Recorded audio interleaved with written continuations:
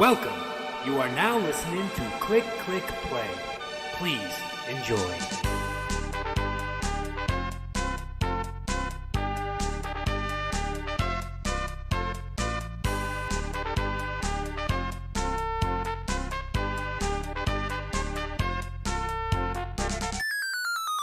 Fight!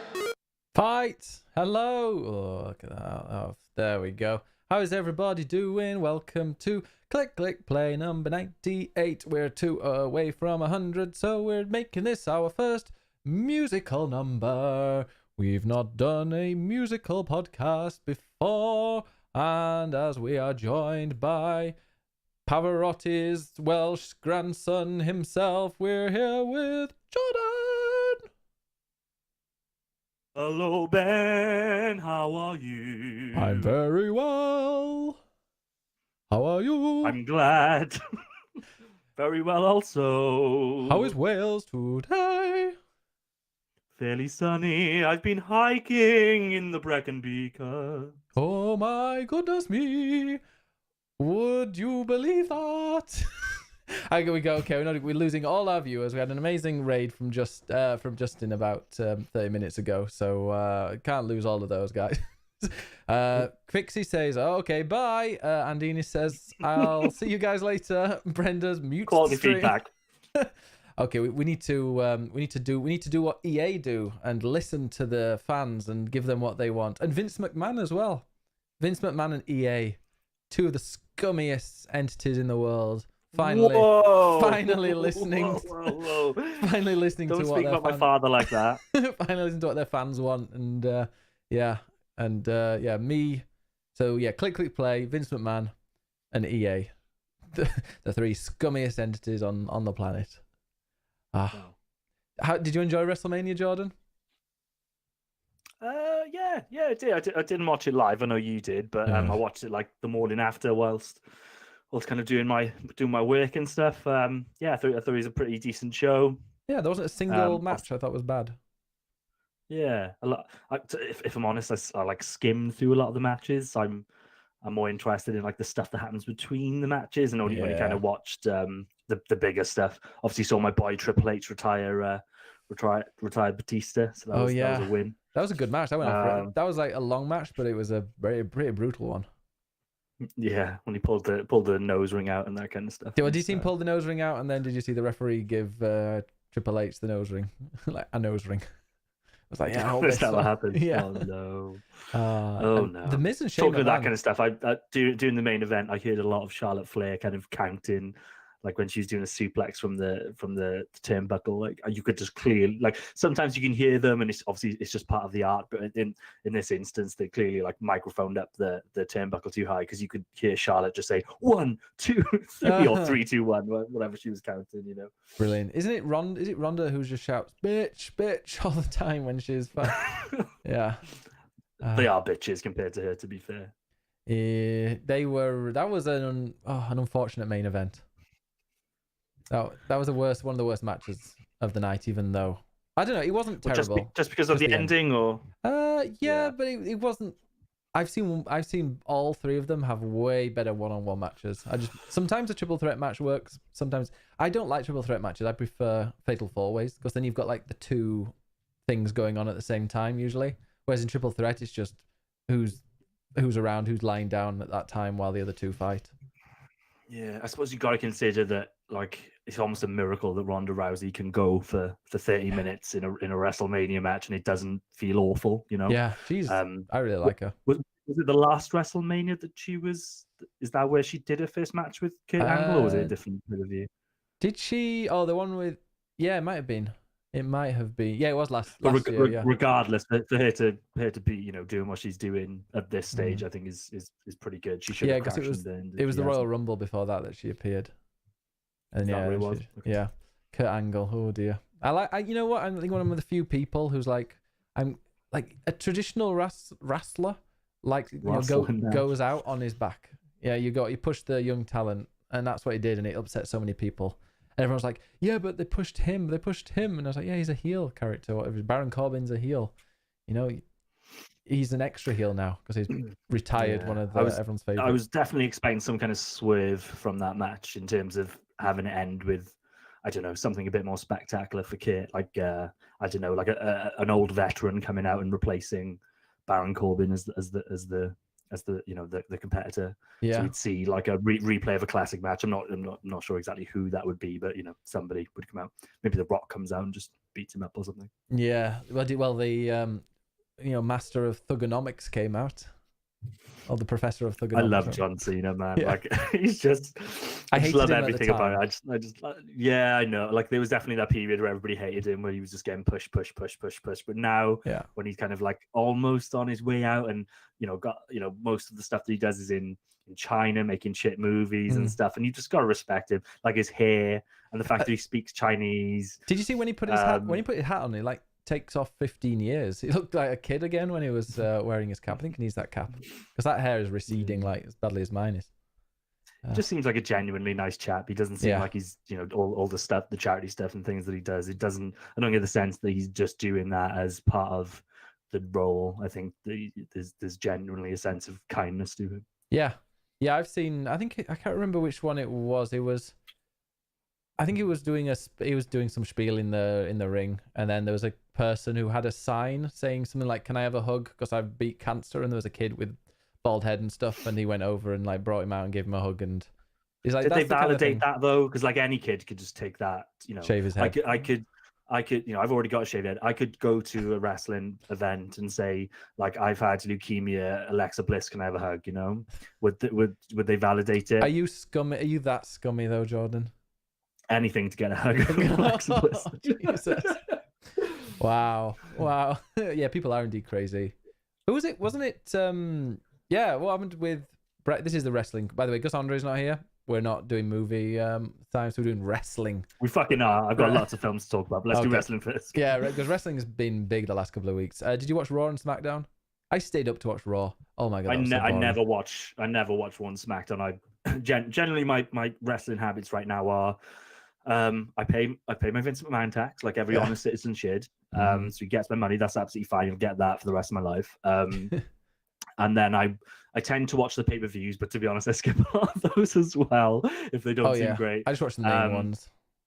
But I go to Bleacher Report. Is it Bleacher Report or Bleacher Report? I never get that right. Yeah, I go to Wrestling Inc. Wrestling Inc.'s a good one.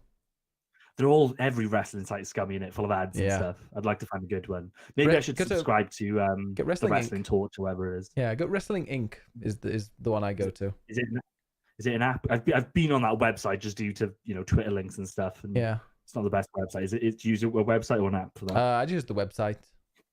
Yeah, okay. I just go for the comments. Anyway, the reason that I use it is for so like on a Tuesday morning, generally on my way to work, I'll like read the rundown of what happened on Raw. Reddit's good for that. Squared Circle. Yeah, so then if something decent has happened, I'll then go to Squared Circle because they'll have the video. Yeah. So I can just see that. So that's kind of how I digest wrestling right now. And obviously WrestleMania then is a big event which I'll either watch live or watch the following. So you see so I mean the Monday after Raw, the Raw after WrestleMania, that's meant to be the big one. It was as boring as hell. The surprise. Was it? Well, yeah, it was. At the end of it, Seth Rollins and Kofi were like, "Hey, we're the new champs. Why don't we have a match for the unified championship?" Yeah, that's and right. Everyone was like, "Oh yeah." I think 99% of the people on the field were like, "Who's going to interfere? Is it going to be these people from NXT? Is it going to be these people? Oh my god, these people could." And then the bar came and split it up, and then just was like, "Oh, we're just doing it because we can," and then ran off, and everyone was just really disappointed. It just seemed crap. It's really bad. And Undertaker came back. Yeah, what was the deal with Undertaker? He wants to get paid a lot of money in Saudi Arabia, so I think he's coming to start a fight with what's his name, the Elias. Oh, that's right. That's right. He came down and terrorized him, didn't he? Yeah. Okay. Really weird that he wasn't at WrestleMania. You think you would like? I think that ended like 18 years or something in terms of him actually having a match. Yeah, because he's missed a few, I think. Yeah, sure, but I think he's done like 18 in a row. The ones that he missed were quite early on. Obviously, the streak was longer than that, but they were early on in his career. There were years that he skipped out of it, whether it was injury or whatever it was. But him not wrestling at this WrestleMania, I think that was the first time in a long time. Yeah, I think what's his name? Elias got beaten up by John Cena then. So it was like, okay, Cena on the Sunday, Monday Undertaker. You're going through all of them. It's not bad, is it? It's No. wrestling royalty. Yeah. Yeah. So I mean, yeah, WrestleMania was good. The Miz match with Shane McMahon. That was probably the most exciting. I did a watch party for WrestleMania. Oh my god, that went on for freaking ever. I'm not doing that again. Yeah, I'll just fall asleep. 6-hour jobby, wasn't it? Oh yeah, longer. I think it was 8 because it started at 10 o'clock my time and finished. No, it started at 11 o'clock my time. I think and finished about 6:30. So and I was dead the next day, and I'm not doing it. I had to like take off a couple of days streaming because I was still dead. Talking of crazy and gimmicks, I watched your midweek stream. Which one? Oh, the one with Rocket. That Rocket Sauce chap, and like fair play to him. Like 10 minutes in, you were clearly done with the gimmick. He kept it going for 3 hours. And like at first, I was like, you should probably stop it because Ben doesn't want you to. And then it went on and went on. And in the end, I was on his side. And I was like, yeah, you carry on doing that as long as you can. I was just impressed that he managed to last that long doing it. He only took it off when he started talking about Dark Souls difficulty and stuff in games. That was impressive. Serious business, that. Yeah, I was trying to give him a chance to move to be normal Rocket, but nope, he went through it. I can't wait for the next time he comes on. I want to see what that's going to be like. Yeah. Also, as well, I don't know why the later Click Play is not on Spotify, but it should be on at some point. I don't know why it's not done it, but I'll fix it. All right. But yeah, so that's our wrestling. Are we doing movie corner? We can do without Andre's kind of mute, but okay. Well, let me do the intro. We've got the intro. Don't forget. Fuck me. Okay.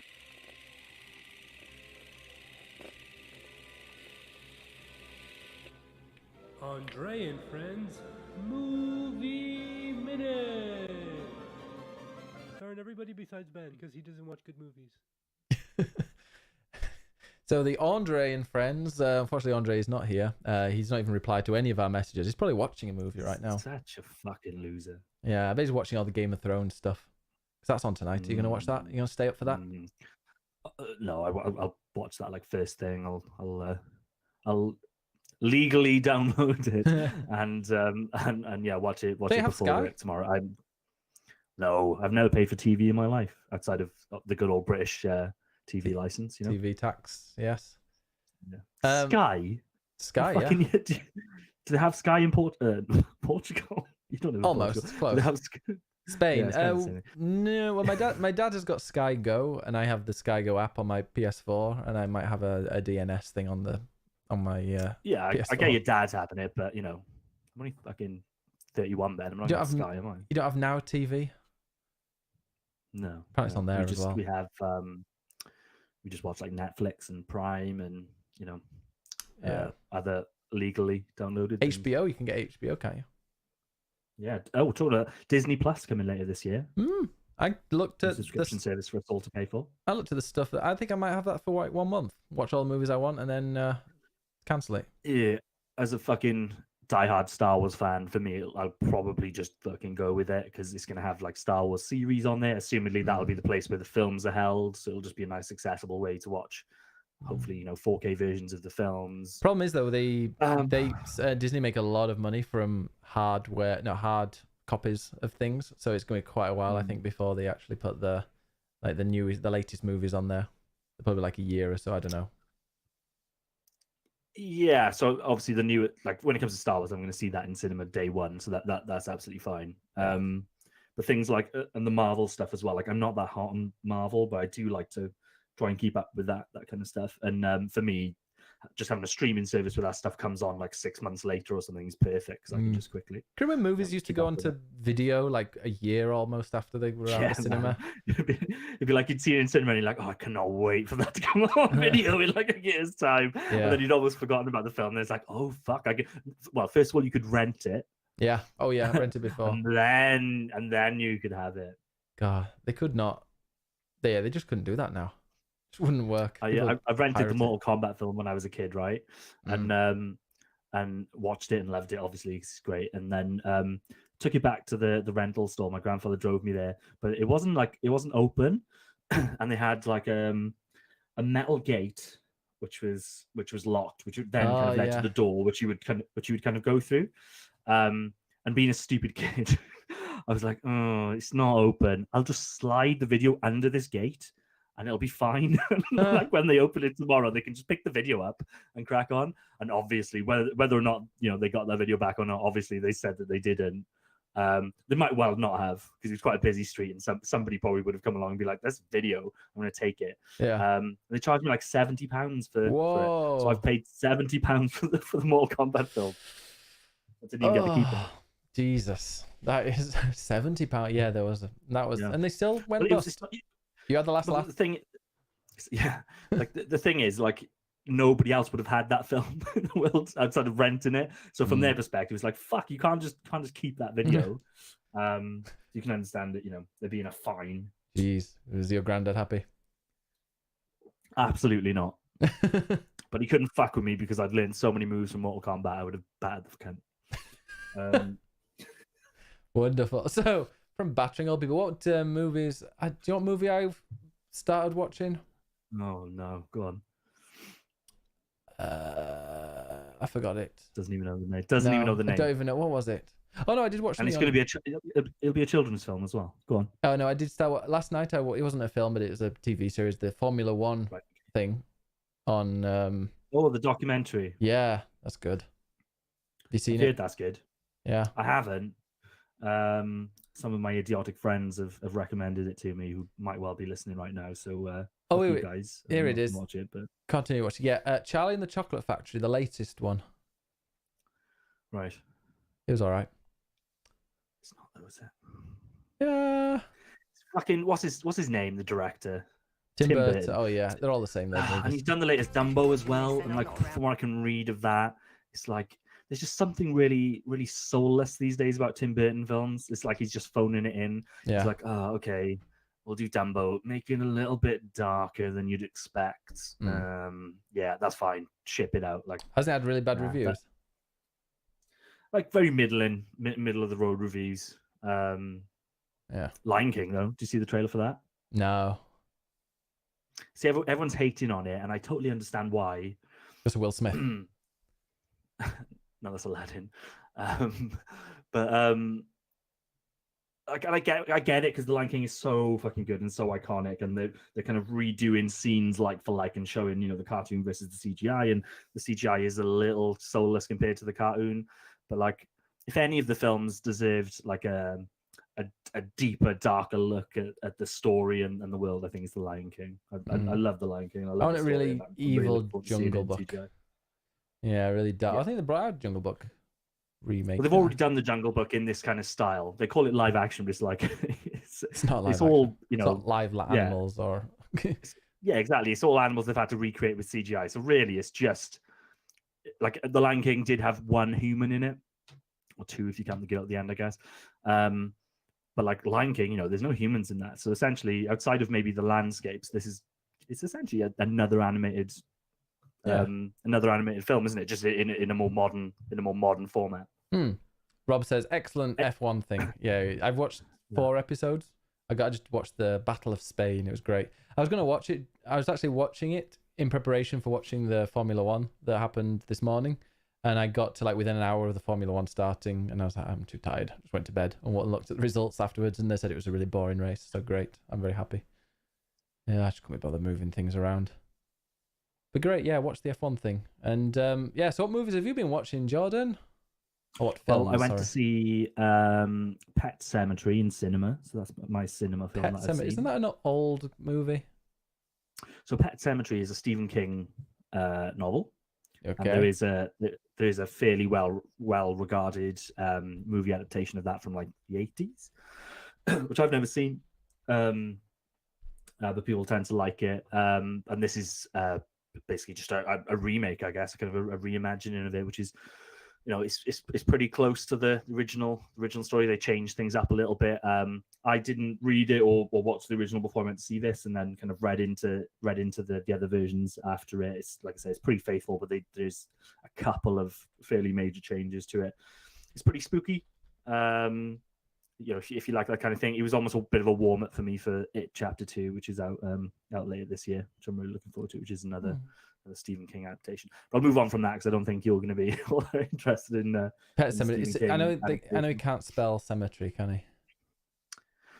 So in the kind of story, the cemetery that they're talking about is built by kids. So yeah, they spelled that wrong on the sign. So that's why I was second guessing myself because I think I've probably always when I was texting my friend to say, oh, let's go see this, I was probably using a C instead of an S. And then when I looked on my ticket and it was an S, I was like, did the Americans spell cemetery different to the British? Probably, is that one of the things? And then I googled it. It's not. No, there's a story reason. Anyway, the other films that I've watched in like the last 3 days, I've watched 6 Rocky films.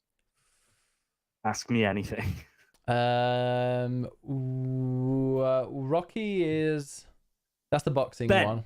Yes. Ben. That's the one where he runs up. Let's just move on. Doesn't he run up the steps? He runs up the steps. Yes. With and the 118 advert's based on it. Back in like 15 years ago, when they were running up the. I bet chat is loving that reference. Do you remember that 15-year-old advert for 118? In the UK? In the UK, yeah, only in the UK. Yes, I've never watched a Rocky movie. Like, I've probably seen most of them, like when I was younger and stuff, and it's one of those things where it's so iconic, it's that kind of litmus test you can do. Has The Simpsons done it? And I'm sure The Simpsons has done it so many times, and loads of other movies have referenced Rocky and stuff. But I just thought, you know what, they're all on Prime to stream. So I was like, fuck it, I'm just gonna sit down with the missus and we're gonna watch Rocky 1 to 5 and then Rocky. That. She really enjoyed it, to be fair. Like, it's kind of one of those films where, like, I took her to see Pet Sematary and she was not into that at all. Like, screamed and stuff. She screamed. What were you doing? Yeah.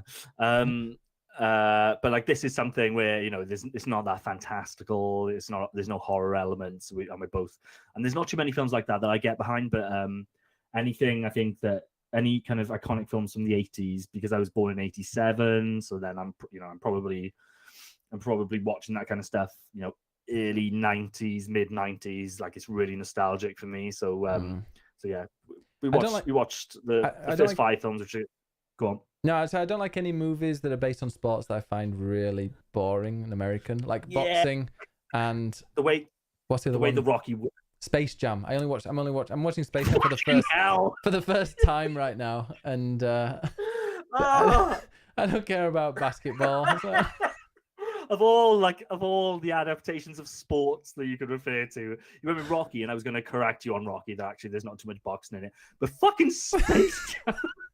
I'm watching it for the first time. It hasn't got as much basketball. But it's not a basketball film. I thought it, as a kid, I thought it was. I didn't like it. I got the little toys and stuff. Michael Jordan's in it, yeah. I bought the toys, but I never watched the movie. But it's not a deep fucking dive into the art of basketball. It does. It's all about fucking Bugs Bunny, you dick. No. That song though. Bend It Like Beckham. Now that is a I've never seen that one. Oh, what's the one? Mike Bassett, England manager. That was great. Right. I'm pretty sure that's the one where you do seem to like these films, then, Ben. Yeah. But because I like football. Hence, look how wearing the old Barca top here. Greatest football team in the world. I'm wearing a Shinsuke Nakamura t-shirt. Oh, another sports. Are there any movies based on wrestling? Oh, there is. There's that current one, isn't there? Oh, yeah. No, but isn't it? What's the one with the Paige? One. Yeah. I've heard it's not terrible. Oh, I've heard it's not terrible. No, I've heard it's good. Yeah, it's all right. It's got The Rock and Stephen Merchant behind it. So yeah, Stephen Merchant. I honestly think that's the only reason she's still in wrestling, because there was a dark time for Paige where she was being a bit of a knob. Getting a bit of it as well. Brett says you're following the Champions League. I am, yes. Yeah, we watched the first 5 Rocky films, which are like the classic kind of 70s, 80s films. And then there's Stallone has had a bit of a renaissance in recent years, and he did a new Rocky film and at least one new Rambo film. I'm not sure if you did too. And we watched that one earlier as well, which is kind of like he's aged at that point and he just wants one more kind of run. But they're just so fucking good. And then there's 2 other films, Creed 1 and 2, and Creed is the son of one of Rocky's adversaries from the early Rocky films, and he's now managing them. So we're going to watch those 2 as well. But really Oh. fucking good. Really enjoyed myself. Feel good films. And what I was going to say is that, like, I get that you might not be interested because it's about boxing, but like the way the films are fairly kind of formatted very similarly, so that like the film will always start with the end of the last one, and the films will always end with the boxing match that's led up to. Outside of that, it's not as if it's like one boxing match, two boxing matches leading into a third or something. It's like pretty much one fight, and the whole film is leading up to that. And there's only a training montage just before it. Everything else in the film is like him dealing with personal issues, inner demons, his family. In the first film, he's trying to woo his soon-to-be wife. Then he has a kid. He loses all his money. Sounds so his boring. friend dies. Sounds terrible. I don't think it's for me.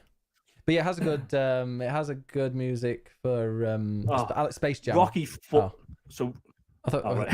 yeah, Space Jam music. Basketball Jones with Chris Rock, and I think it's Chris Rock and Stevie Wonder or somebody.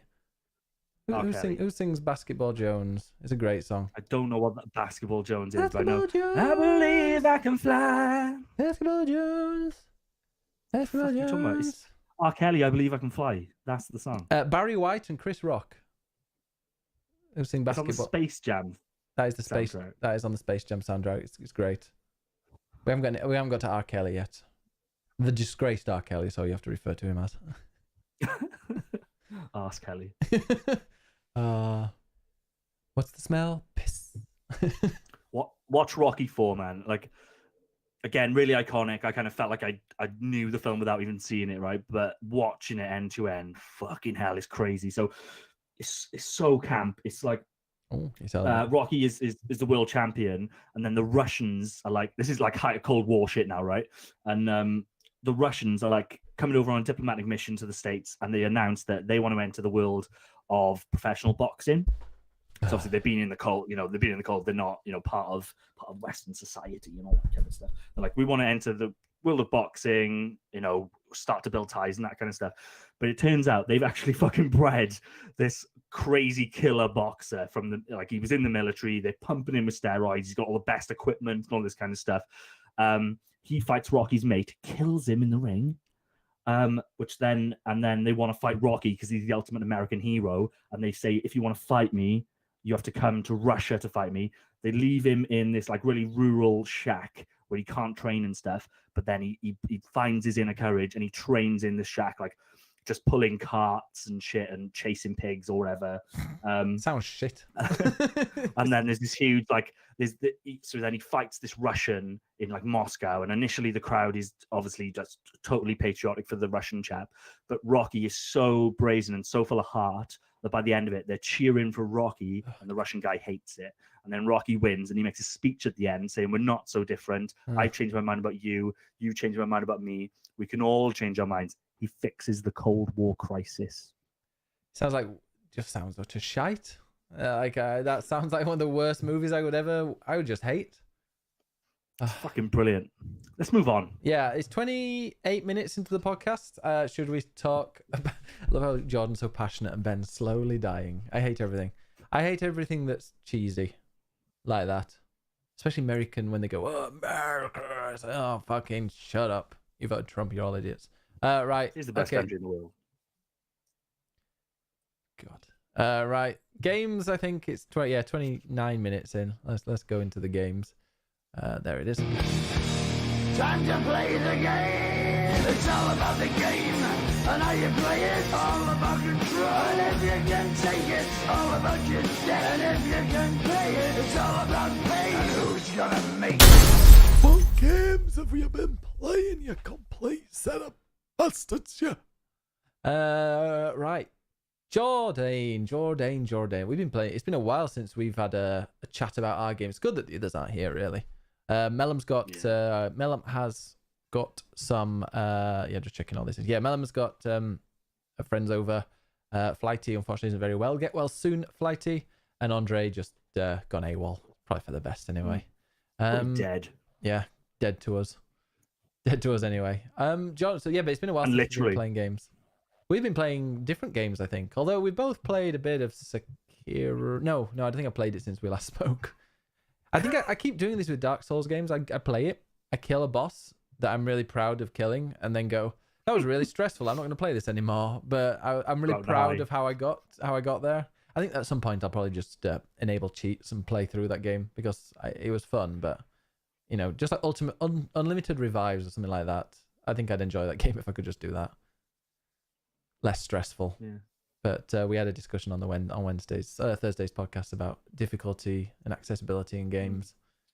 So I missed that bit. What did you guys decide? Well, Rocket was actually probably agrees with you more than me. I just said I don't think it would harm a game, but as long as they made it a difficulty where it wasn't just like reduce the person's health, where it had maybe gave you more of a window to deflect or whatever. And I just the gameplay is so good. The gameplay, I don't think difficulty should makes a game better. I think the gameplay in Sekiro is amazing enough. Why don't you? Tiandi says, why don't you just YouTube the game then? Because then you don't get the gameplay. It's really fun to play, but when you're hitting your head against something for a while, for me, that's not fun. I know for some people it is, playing it for 5-6 hours against one boss and then like the euphoria of beating it. But for me, after like 45 minutes, I'm like, I can't be bothered anymore. So we're at risk of probably talking about this too much because I think we touched on it in our last show, and then you've obviously spoken about it in the week. And the video game Twitter sphere has just been alight with it, which has been fucking thoroughly entertaining. But there's just a few things to unpack with it. I think like the conversations got really muddy. I think people are kind of talking across each other, but probably not talking about the same things. So like you're talking specifically about Sekiro there. And should Sekiro have Sekiro should Sekiro have a difficulty option, right? I mean, I don't think it should, but I just think if it wouldn't, for me, it wouldn't harm it if they decided to, if they said, hey, we're going to add it because we want the game to be played by more people and be beaten by more people or something or whatever. I'd be like, okay, great, that's great for me. Yeah, that's fine, and that's video game criticism, and what you're saying there is okay. I really like this game. I think the game would be better if it had options in terms of difficulty, and that's a valid opinion. Nobody could take that away from you, right? So that's absolutely fine. But the conversation that has happened online meanders between no, they absolutely should have options in there, and the way that people are trying to reinforce that is to kind of lean on the disability argument and the accessibility of it. And all that stuff has just got really blurred. Like they're totally different things. If we're talking about, we think that this game would be better if it had difficulty options in it. Fine. If you're a video game reviewer, reflect that in your score, and maybe the next From Software game will take that on board. Maybe they won't. My suspicion is that they won't. But to add to that specific argument, actually, we think it should have this, and we're also going to make this a kind of a social cause. And say that you're hindering people who are not as able when playing games. I think that's a little bit out of order. I think that's definitely a conversation to be had.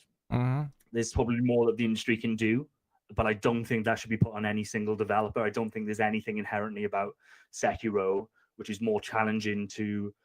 I think it's a challenging game, obviously in itself anyway. But in terms of people who have disabilities being able to access it, I can't imagine that there's really anything about that game that is any different to any other game. No, 100%. I think also just like difficulty is not the same as accessibility. Accessibility is about, as we discussed it, Flighty was on, and Flighty, I'm pretty sure, agreed. She was saying how it's things about color blindness, it's stuff about remapping buttons, it's about having access so that it works with other controllers that are probably easier for people to do things. That's sure. That's accessibility more than maybe difficulty is. Unless somebody's got a kind of mental impairment where they can't react as well, then sure, maybe that would then lean into difficulty, but a lot of it isn't. So my problem is that's an absolutely valid conversation to be had, right? But looking at it just fully just through the prism of Sekiro as opposed to the industry at large, I think that's an issue. And I've just seen that conversation just become so muddy online, where people have gone from, because it literally started with a think piece, didn't it? In terms of somebody saying, I'm really enjoying Sekiro, but I feel like it's too hard. I wish it was a little bit easier. And then that spawned the conversation. and then it's just gone off in all these different directions. And I guess my point is that I don't think it's fair to put that on that developer and that game. When I think that that's a conversation that needs to happen on an industry basis, and it's probably better catered to on an industry basis as well, in terms of, you know, system level accessibility options, hardware level stuff like you've seen with what Microsoft has done with that adaptive controller. I think that stuff is probably going to get to the heart of the matter more than asking every single developer to add different modes to it.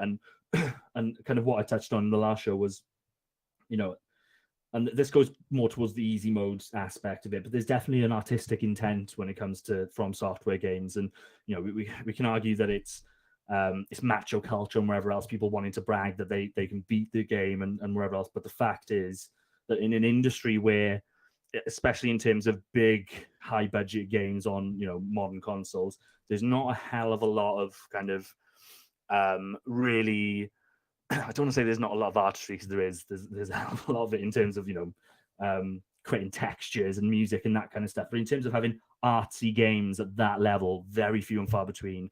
Metal Gear is one. Some of the, you know, the Team Eco games I consider very artsy games, and also, you know, large scale. And I think that the From Software games do that as well. And I'm really concerned with the industry turning around and saying, actually, you need to change the way that you make those games, because we're going to consider it a slight on you know, disabled gamers. And I feel like that's the direction that the conversation is naturally going towards. And the problem that we have is that a lot of the industry commentators, whether it's people working at, you know, video game outlets, or, you know, people that have a relatively large following on Twitter, it just seems to be a competition who can seem like the nicest person and who can be the wokest, and who can say the nicest thing without really considering what this stuff means and what kind of pressure you might be putting on a developer to kind of change the artistry within their games. That's all I want to say about that. Yeah, I saw Ben Pack post pretty much what you've been saying and what I've been pretty much agreeing with, and yeah, I think a lot of people are like, yeah, not sure about that, and like so many people attacked him. Austin Walker, I saw attacking that. Danny O'Dwyer never misses an opportunity. No, because they just want to be the nicest guys in the room. You know, it's more important to give off an air of being nice and woke than actually getting into the nuance of a conversation. You can still disagree with somebody, but get into the nuance. Don't just shoot them down and be like, oh no, you're wrong, you're a bad person, give me the likes. It's just shit. Yeah, you know what? I totally agree with you. All right. So yeah, Sekiro. Anyway, I finished Sekiro. You finished Sekiro. You did. Yeah. It's really weird because you sent then a picture of Astroneer, and like without me clicking on it, I just was like, oh, he's got a little. It looks a bit different, Sekiro. And then I went and like looked at what picture you'd sent, and I think was it Astroneer you were playing? No, it was. I'll talk about this in a sec. It was. I get why you're saying it, because the art style was actually quite similar, but it was Risk of Rain 2. Ah, okay. Oh, but so Sekiro, you finished that. Is that horrible? Is that last boss really horrible? Yeah. Well, so there's multiple endings in Sekiro. So I've done the first ending that you can get to and roll credits. I knew to make a save there, and then there's a lot of optional other bosses that you can go to. So the one that everybody talks about, yeah, I've fought him a couple of times. Isn't it two bosses, horrible. One after the other? So the or is that another? Yeah. Ending? So to get one of the endings, there's a boss that you have to fight where it's basically a replay of a boss that you've already fought, and you can tell when you go into it, he's got like one life bar. You're like, no way this is the actual boss. So I defeated him quite easily, and then there's this awesome cutscene where, you know, he doesn't even change into somebody else takes over. I'll tell you, it's not a spoiler, so like you can't really spoil these games, but like you fight him, you beat him, and then like he's looking fucked. I'm like, right, it's gonna be some anime transformation into some fucking Dark Souls god-like thing. Actually, an arm just reaches out of him, tears his body apart, and out of him steps what turns out to be his grandfather. And his grandfather's like, right, okay, you've defeated my grandson, now you fight me. And then he's got 3 health bars. He's just an absolute wrecking machine. So yeah, that's one of the kind of optional bosses that you can fight to get a different ending. But yeah, sounds fun though. I mean, awesome. I would like that with an extra revive or something, and even then maybe it'll just give me a few chances to kind of learn the moves, and then maybe I could restart that bit and do it, try it in one go or 2 goes.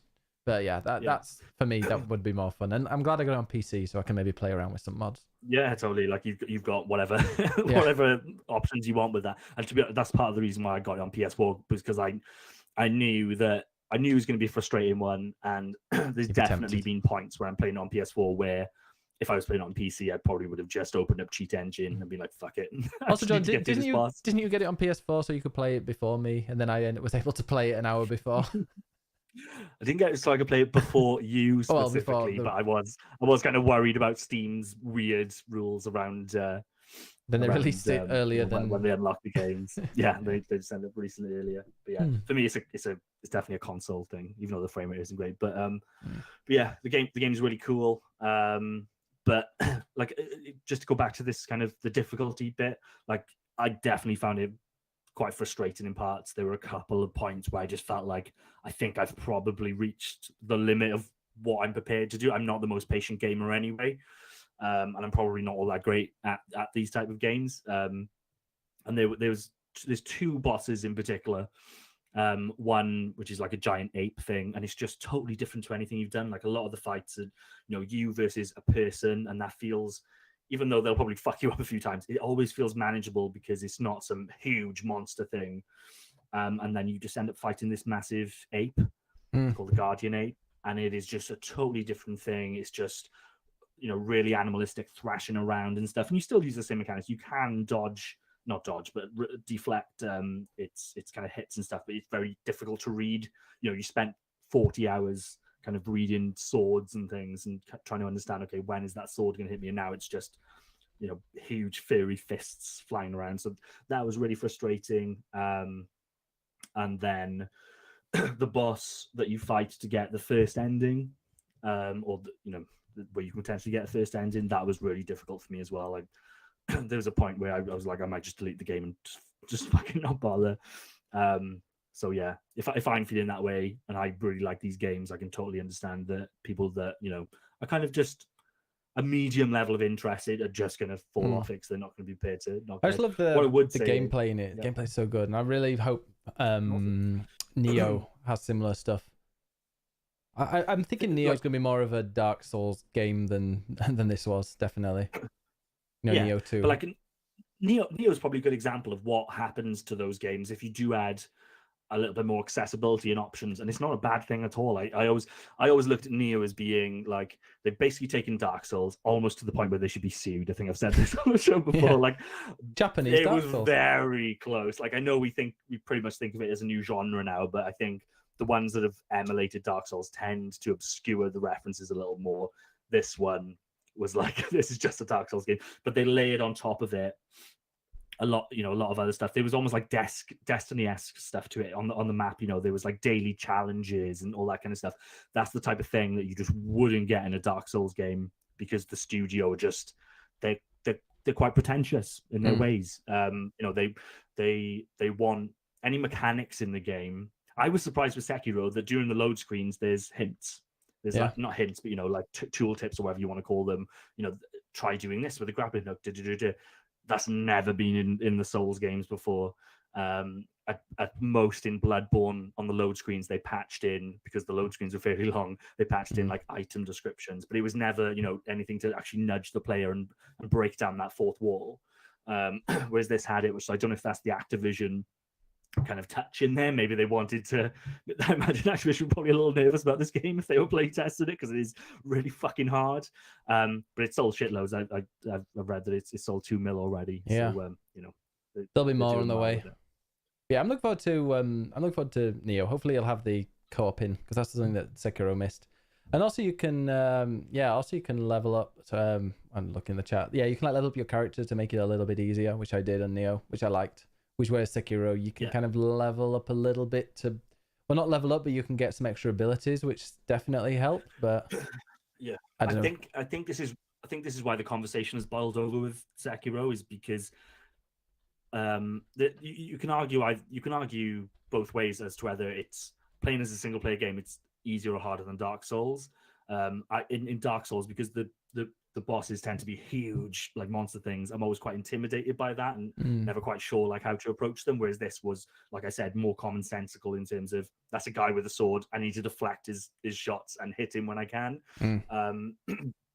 But in Dark Souls and in Bloodborne, you'd always have mechanics there where you can bring somebody in to help you. And again, they're obscured a little bit. It isn't just a case of going into a matchmaking session. They would never do something as simple as that. But it was there.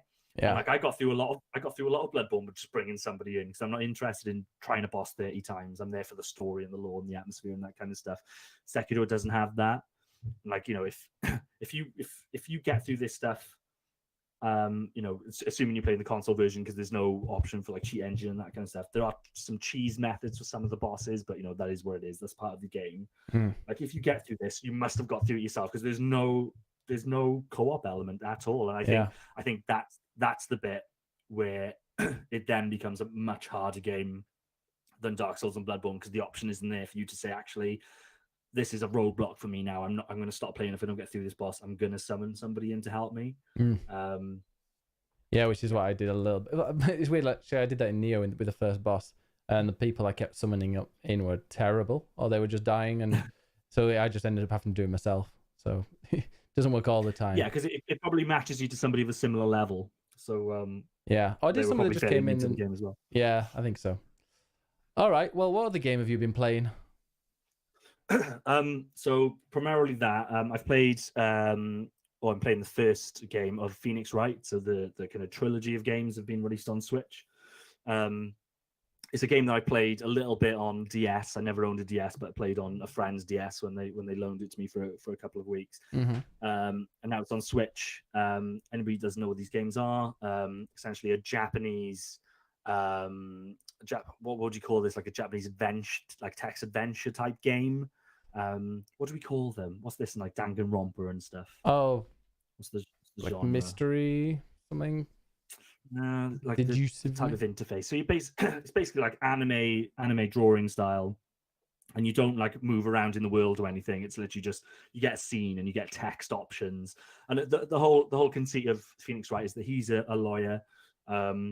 It's a really surreal kind of story. It's kind of loosely based in the American justice system, but like the rules are not what you would expect in terms of the justice system. There's just like a judge, and the judge has the final say on everything, and you're just there to convince him that this person committed the murder. And essentially, the way that it works is like the ultimate kind of confrontation is in the courtroom, but before that, you'll investigate like a crime scene and pick up hints, and then interview people and things like that. And then all the evidence that you get, you need to use that in the court scene. So a defendant or a witness will give a testimony, and then once that testimony is complete, you can go through it line by line. And for instance, if something that they say is contradictory to a piece of evidence that you have, you would present that piece of evidence during that line, and basically question them on it. And if you present the right thing, you'll move the story on a little bit.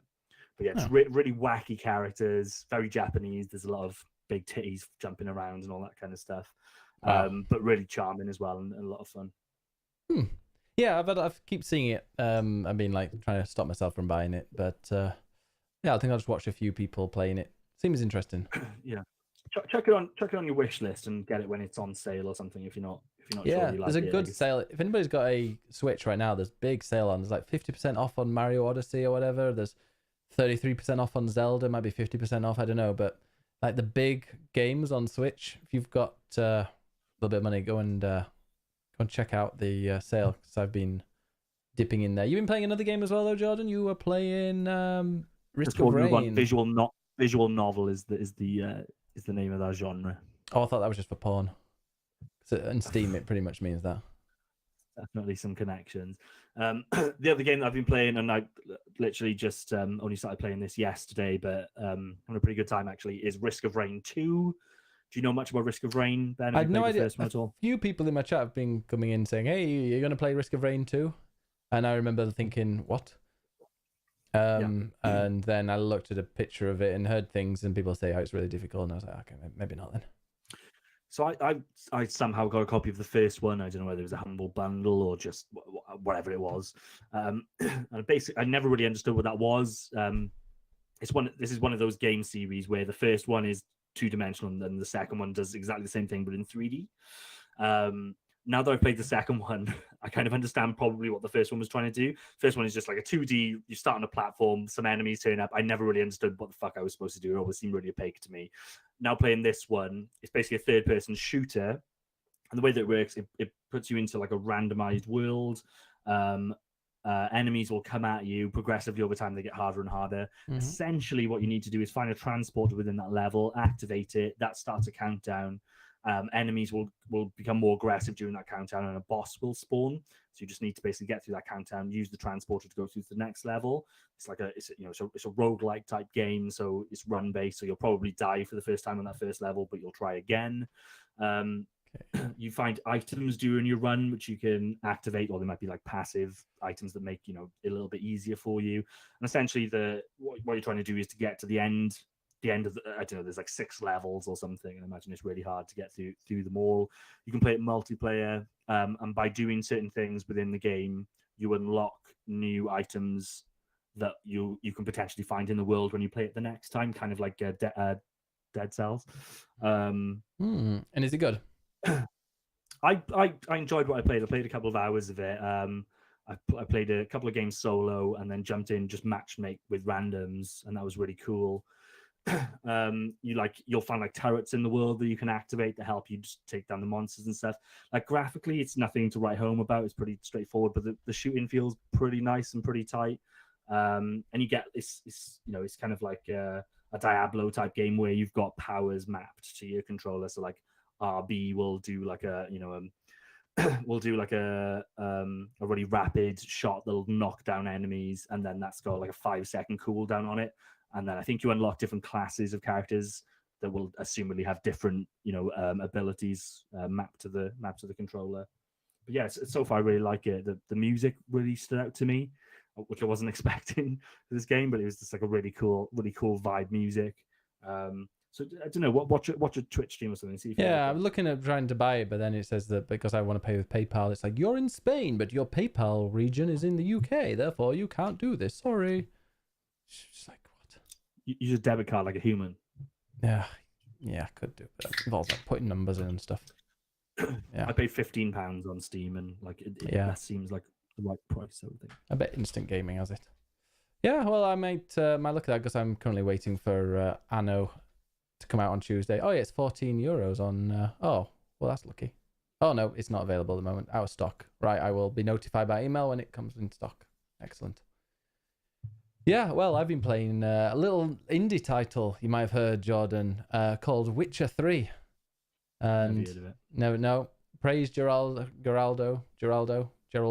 whatever his name is. Gerald. Jezza. It's a good game. You should play it, Jordan. It's brilliant. Now, I was watching Rocket Source playing Assassin's Creed Odyssey, I think it was, or no, what's the new one? Is it Odyssey? Yeah, Origins was the first one. Odyssey is the latest.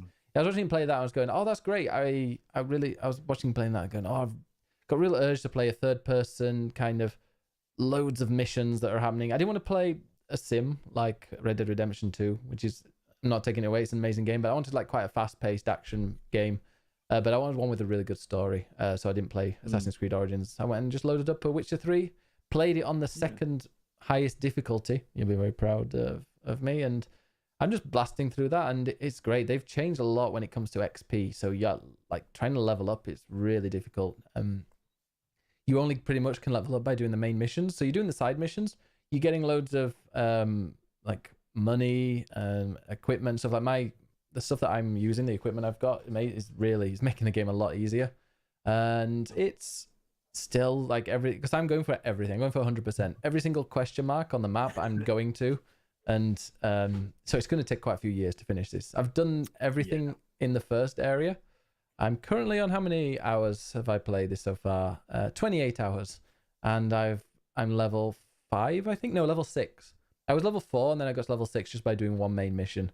But like side missions are giving me 9 XP and it's like 1,000 to get to the next level. So it's pretty much giving me nothing, but that game is not to be played just to whiz through to the end. It's just to experience it's just a stunning game. And yeah, I'm loving it. The side missions are just so well designed, and you come across people all the time. Like, even though there's a million question marks, I'm sure it upsets you every single time you look at it. Just question marks all over the map, but you still just run into people that are just by chance encounters. Like, I'm sure you've done the one where there's a woman whose pan is in. She wants to get her pan back, and she's locked out of the house or something, and then you have to blast into the house, and there's a dead body there who's been hauled up in there to try and write letters to people using the soot from a pan. And it's I don't need to tell it, everyone knows it, but it's a brilliant game and everyone needs to play it. The story is phenomenal. Did you do the DLC back in the day? That's another thing. No, I've never done the DLC, so I'm trying to go. This is like a long term project, and I'll probably like stop for a bit and then come back.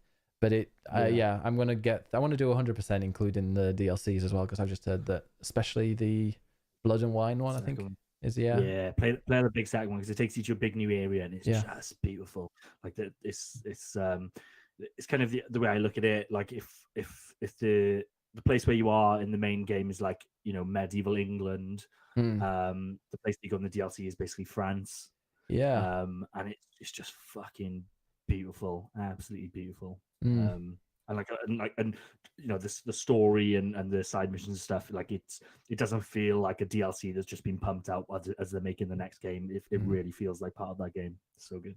Yeah, they do really well. I'm doing the Bloody Baron quest at the moment as well. That's like kind of my main mission at the moment, is to sort that out. I'm also I might possibly be looking at not cheats, but where they're saying, hey, if you do this, you do this. Because when I played it, Bloody Baron killed himself at the end, but apparently there's a way where he doesn't kill himself. So I've just looked at a guide to say, you know, how to stop him from dying, and then also like I'm going to make it so that I get the best ending as well, because I've already played it blind, so now I can curate my experience a bit. Yeah. Witcher 3, you ever tempted to play that again? The ending wasn't great for me. I think probably the weakest part of that game is like the main quest. Like, obviously there's good stuff that happens, but it just, I don't know, it didn't really culminate that well. You got the hunt after you and stuff. That stuff just never really resonated. It was kind of just being in that world and going and do the Witcher stuff that I really like. I really like Ciri as a character as well. Yeah. Like if they do a new Witcher game, I really hope they just have her in it. Yeah. I think somebody cool. suggested that the next one might just be a totally different story, like a different in that world, but totally different, which I'd be down for as well. Good too. Obviously, they got to get Cyberpunk out of the way, and like I was gonna say, I think outside of like my big fanboy stuff, like, you know, Death Stranding, like Cyberpunk probably is my most anticipated game at this point. I cannot wait for that game. I think that'll be the game where when it comes out, that's when I'll get like either upgrade my PC or get like a totally new PC just to play it like 4K 60 frames a second, because that game just looks like it's going to be something phenomenal. Yeah, I'm not getting the latest graphics cards that are out now. I'd like to get the next generation, because they seem a bit dodgy, these current ones, the 2080 Ti's. Longer than that. I think I'll be well equipped. My plan is just to wait for like the new consoles to come out, because as soon as those consoles come out, that's when you'll see like video games developers really starting to push things. Because right now, like most games, they need to run on a PS4 vanilla at 30 frames a second. They just have to, right? That's where the market share is. So once those new consoles are out there and they kind of make that jump, I think that's when you'll really kind of want to, you know, get that new graphics card. And you're right, the market just seems really weird at the moment. Like, did you see Nvidia release that RTX? Is it RTX? The ray tracing one. It's not the GTX. On the other cards. And also, isn't there a new? What's the other? What's the AMD? Are they the other ones that do the graphics? Yeah, this is how much I know about it. But I'm pretty sure that they're coming out with one soon that someone says is just going to wipe the floor with Nvidia. So Nvidia's next one's going to have to like be a huge step up. I don't know. Yeah, we'll see. I'm not an expert when it comes to computer hardware. I don't want to be. No, you've got a wife, you know. It's for people who don't have female contact. So Witcher 3, this little indie title. Go and watch it. I also played a game called Baba Is You. I bought it and played it for the 1 hour before the podcast, and I really like it. It's great. It's really fun. I bashed my head around it a few times, but like, it's really weird. there was one level stuck on for like 15, 20 minutes, and then it kind of dawned on me, and somebody gave me a hint in the chat, which was great. And then the one I just did right before the beginning of the podcast, I did in seconds. So yeah, it's, if anybody doesn't know what Baba Is You is, it's like a coding game pretty much, because you've got three things. There's subject, then there's the verb is, and then there's whatever object it is. So it could be Baba Is You. So if Baba is you, if there's the three blocks, and the one block on the left says Baba, and the middle says is, and the one on the right says you control Baba. But there are other things like rock is push. If rock is push, then that means you can push all the rocks. If lava is, I don't know, it's not game over, it's called something else. I don't know, whatever, game over. Then, yeah, you can't press that. You can't go onto the lava. And you defeat, that's it. Thanks, Andy. So there's, yeah, you've just got to kind of move the blocks around so that it'll help you get to whatever is win. So if it says like flag is win, you remove where it says lava is defeat, and you just cross it out of the way so you can then walk across the lava. I don't know. But it's a really clever game. Very, very simple, looks very simple. You do feel great when you get it in the end. And I'm sure there's more than one way to finish a few of these, because I was like controlling a whole, like there was a maze of rocks, and I became that maze of rocks and just kind of plowed my way over to the to the flag to win. And yeah, it's fun. I've only played an hour. I've heard that I'm on the second area, level 6 or something. And a guy in the chat, Delphron, said that he got to, I think, level 11 in that area and just rage quit and then turned it off and has not played since. So yeah, I think Andre's enjoying that as well. Maybe this will be our game of the year. To be our Celeste of this year. But I've only played 45 minutes of it, so who knows? What's your game of the year so far, Ben? You don't want to know. I reckon Division. No, Apex. Is it? Yeah, I think Apex. I think it's been bad so far this year. There's not been any standout games. I can't see it changing that much. Well, actually, apart from something coming in the news, which has so much potential, but who knows? Yeah. I saw a headline earlier. Didn't read the article, but which is standard. But the Apex has lost a lot of the momentum that they had early on. Yeah, I don't know whether at the end of I don't think they'll, for it to be up there in the top 5 or so. For me, Apex has got to do something about the skins. I was playing Overwatch for the first time ever, first time in a long time yesterday, and I was like, wow, these skins look amazing on it.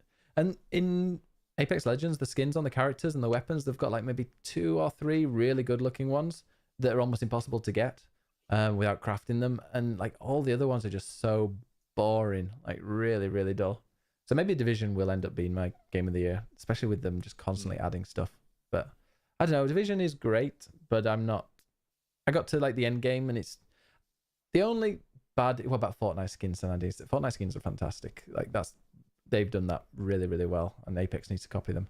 But when it comes to the Division, like the daily and the weekly stuff, like that's what I love about Destiny. Going in, I know exactly what I need to do for my dailies, I know what to do for my weeklies. I know exactly what I need to do if I want to get the best or the highest level or whatnot.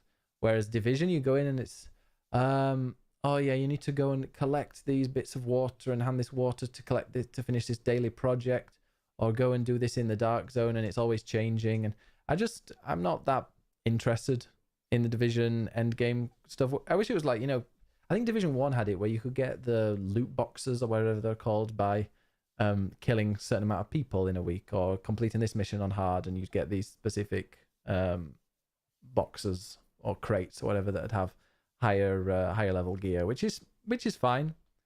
But yeah, as Andini says, yeah, the dailies are just boring. So I've not had any real my voice is breaking. I've not had any real urge to play any more Division lately, even though it is an amazing game. But yeah, Raid. Get that Raid out. How many hours have you played? Not much at all in the last week or two. Let's see.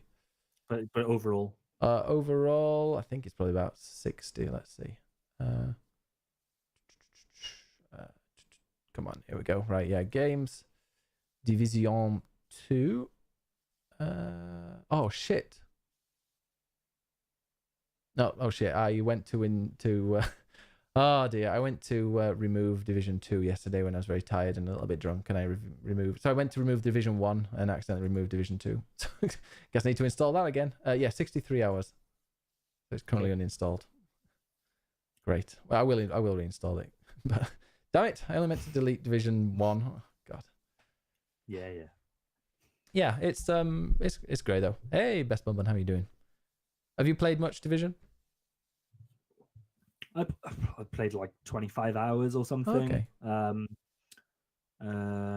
I've had a little itch this week to now I'll still be playing Sekiro for a long time. I think 'cause there's a lot of there's a new game plus. I need to do there's a couple of different endings and things I need to do. There's loads of optional bosses and things. So I'll be playing that, but kind of in dribs and drabs. And I was like, that's why I went to Risk of Rain 2. I was looking for something else to kind of play. And Division has come to mind a couple of times. I don't know. I'll see how that game goes. If people are still loving it in a few months' time, maybe I'll jump back in again. I feel like I've had my fill for now. I was absolutely loving it, and then there was just this one mission that I did. There was nothing wrong with the mission, but just halfway through, my enthusiasm just completely. I was like, I'm done. Like I've especially playing it as a single player. You know, like it is very rinse repeat that stuff. And I just hit a point where I was like, yeah, cool. I've seen it. I really like it. I'm pleasantly surprised by this game. There's definitely potential for it to be in my top 10 at the end of the year, depending on kind of what happens in the rest of the year. Seem to be adding loads, and they're listening to the community so much. Like the mods on that game, they had a positive mod, but it was also kind of mixing it with a negative. So it'd be plus 20% optimal range, which is amazing, but then it'd be minus 15% or minus 10% stability. So you'd have to kind of always work that out. And people were like, oh, this is just a pain, like having to work out what you want and putting certain mods with other mods so that it would like get rid of the negative effects. And they were like, okay, we get that you don't like that. So they just can't believe how fast it was, but within like a week or two, they just removed all the negative effects and then kind of toned down. So instead of it being that, it would just be plus 10% optimal range, but no downsides. And just various things like the headshot sound from Division 1. When the game came out, people were like, oh, it's not the same headshot sound. And they've just switched that. You know, they put it back to the original sound. Just like constantly listening. These little things. And also they're always improving it and they're updating it. And I mean, I think SMGs were not behaving the way that a lot of people wanted them to, or there were a lot of complaints. So they pretty much just like overhauled the whole thing. And people seem to be really happy about that. Hive Revive. It's been said to death, but like this is by far the most competent launch of one of these games. Yeah. And it doesn't even to me, it doesn't even feel like, you know, I felt like Destiny 2 was very positive at the start, and obviously that turned real sour real quick. And I could be totally wrong, but I don't feel like Division seems like it's going to go that way. I feel like there's a lot in the end game, because that tends to be where these games kind of go wrong, isn't it? They're like you're on this treadmill, and suddenly you just fall off. Yeah, and there's nothing to do, and people that want to play more can't, and they get annoyed, and the community turns toxic.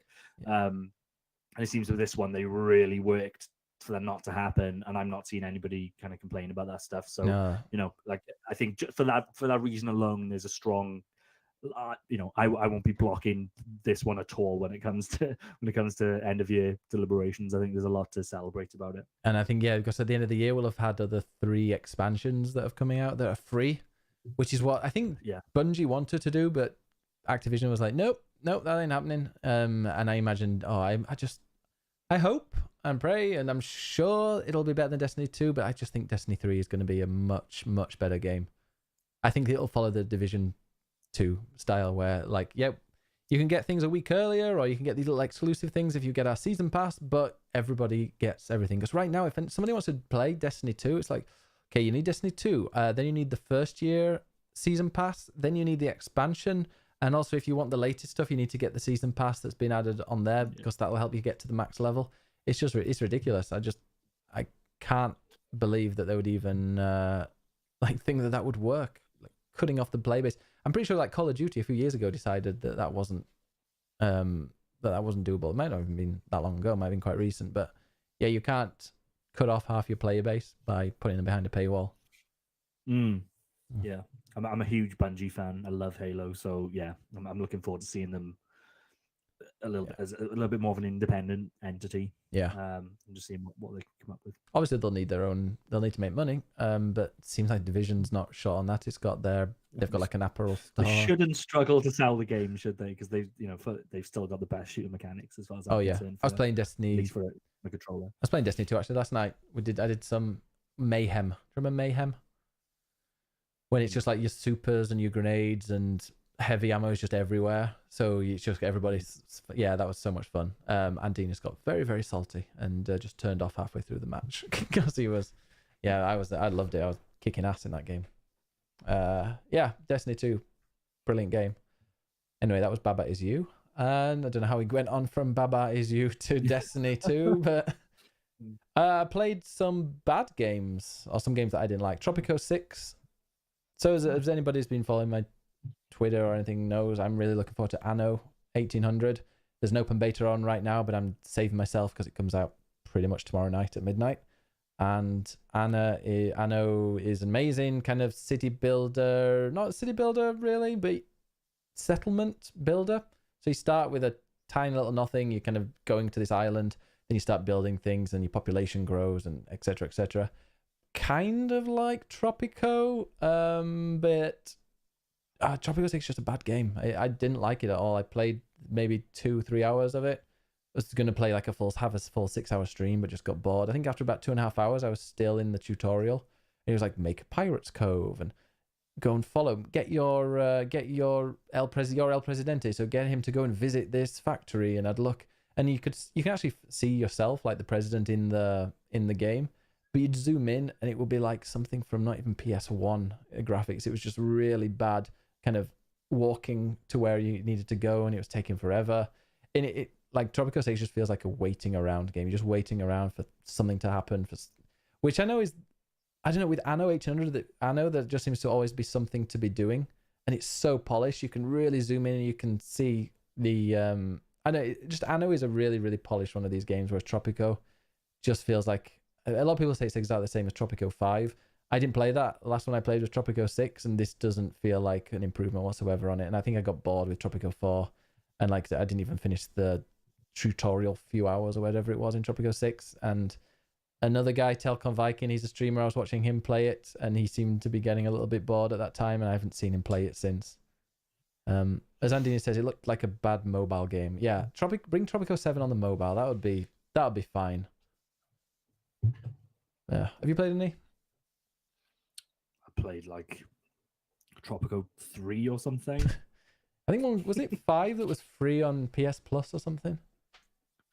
Yeah, maybe. It just feels like I think I did have 5 on PS4 as well, and then like before I had a PC and stuff, and I was like, oh yeah, this is why you're not supposed to play these games on a controller, and probably play it for like an hour. Oh, even on a controller, it was it's just boring, really boring. It's a cool idea. They just make too many of them, I think. But yeah, the looks of it.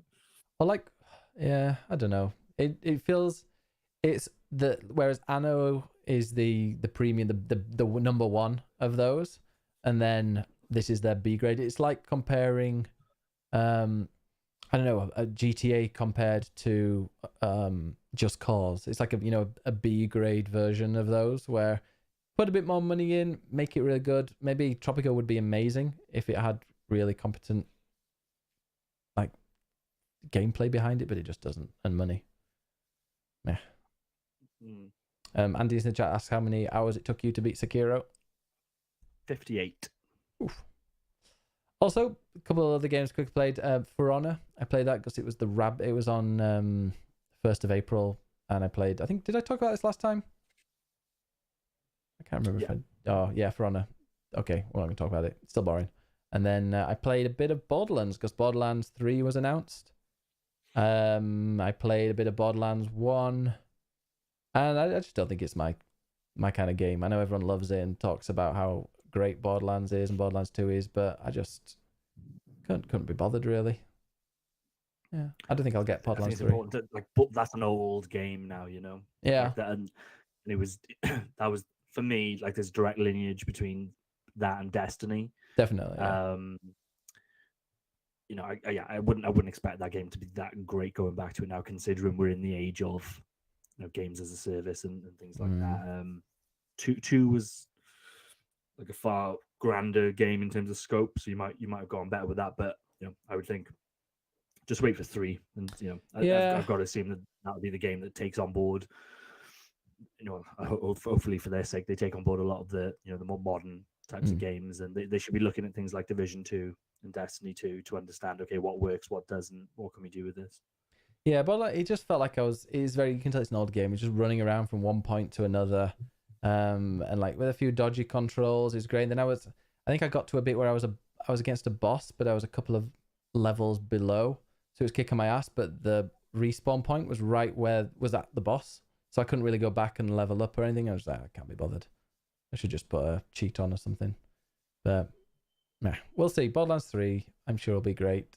Whether I'll get it or not, I probably will, because I'm like with new games, but I don't know if it'll grab me. We'll see. Dina says, I downloaded GTA 5 yesterday. I'm having a lot of fun. I hope you're not playing on the roleplay. So, have you seen people nowadays obsessed with GTA 5 roleplay servers? No, but I can imagine. It's a bit cringy. Yeah, GTA 5 got released 2015, 2014? When was it? 2015 sounds right to me. Yeah, 2013. Was it? Yeah, because it was obviously on PS3 and Xbox 360. Oh shit! Yeah, I was thinking of PS4. Yeah. Shit. Jesus, but yeah, it's on PC. It was 2015. Yeah, it's a good game, very good game. I love the story mode. I've finished it a couple of times, and it's great. I didn't like the online mode. I couldn't really be bothered with that. Every now and again they had some cool things. I think there was a Micro Machines, or no, that was on Forza. It was some kind of stunt racing with all these crazy tracks. That was really that was awesome. But it was just like, luckily you could just do that. So you didn't even go into like their story mode or into their online mode. It was just pretty much press this button to do the crazy stunt races in GTA Online. So I just did that for like 2 or 3 hours. It was good fun. I think I was listening to the Bombcast or the Beastcast, and they were saying, what do you think, or where can you see the next GTA? Or can you see another GTA? Oof.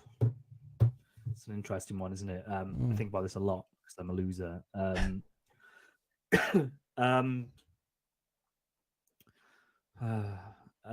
Do we just mean location, or are we talking about what the game is? Both. I think the more interesting question is what that game is. Yeah, because I'd like them not to bother with the GTA 6 at least for a while. Just bring back LA Noire. Give me an updated LA Noire or something. That's not gonna happen. LA Noire 2. So in terms of GTA 6, I think the bold thing for them to do would be, and obviously they'll need to be really conscious of how kind of easy to rage the masses are when it comes to video games and things, especially when you start talking about constantly online and all that kind of stuff. But I definitely think the future of GTA is an always online game, which flies in the face of, they've always been these big cinematic pieces, these big cinematic sandboxes, but increasingly, they outside of fidelity and the introduction of really good physics mechanics, with 4, it's essentially the same magic act that they pull in. Even Red Dead Redemption is the same. I can see the gears behind the games now. I understand how those games are working. And every time that you get like a new GTA, or as we've seen in Red Dead Redemption, they just pump up the fidelity a little bit. But each time that they do that, I think the magic trick wears off a little bit quicker. So I think for them to really maximize what that game can be, they need to lean on the online element of it and still have. You can still play it single player, but I think that world needs to be populated by online people. And as to how that looks, I think that's a tricky one to pull off. But if anybody can do it, Rockstar should be able to. Yeah, Andy disagrees. Says GTA will never only have an online or only be an online game. I don't think that's true, but maybe not the next one, because I think, like I said, they've got so much history with, like, they love doing these big cinematic pieces, and they're film buffs a lot, especially with GTA. A lot of it is It's kind of references to the classic crime films and stuff. But I just think it's been done, and I definitely felt with 5 the whole shtick of like American parody really started to wear thin with me. I really didn't need that stuff. I'm more grounded. It's why I really like GTA 4. A lot of people don't like it because it's not as fun as 5, but I love the more serious tone to it and the more kind of depressing kind of tone. And you said 70% of GTA games that have been sold haven't touched online. Yeah, but you should see the money they make. I bet like the online money is 70% of everything. Where's that figure coming from for starters? I don't know if I believe that 70% unless you can back that up. But regardless, it could well be that the next one does still have the same. It kind of goes for the same way that they've done with Red Dead, single player, and we're going to then attach the online. That's why I say I think the bold prediction is that they go fully online. But that might take them might not be the next one. Maybe it's the one after that. Well, a number of players still playing online. Yeah, where do you think it would be the next one? Would they go in the past again? I'm a big fan of GTA 2, and it's kind of an overlooked GTA. So GTA 2 is top down, very similar to the first classic GTA game. A little bit higher visual fidelity. I don't think GTA 6 will do that. Can you imagine GTA 6 comes out top down? Yeah, back to the top down. That's what. Yeah. But I'll bring out top down. I'll bring out GTA 5 top down just to kind of satisfy people until the new one comes out. In GTA 3, and I'm guessing Vice City, but at least GTA 3, one of the camera modes, you press select to change to the camera modes. One of them was like top down essentially, but they had to kind of stop that, I think, because the game's got a little bit more complex. But what I'd like them to do is kind of do a similar type of deal as GTA 2, where it's near future. Okay. It's not like totally sci-fi, but it is, I don't know, 20, 30 years in the future, something like that. So a recognizable city. Obviously, they do a mix of actual cities and made up ones, but an American city, 30 years in the future. You start off as you tend to do in GTA games. You're on the lower end of the economic spectrum.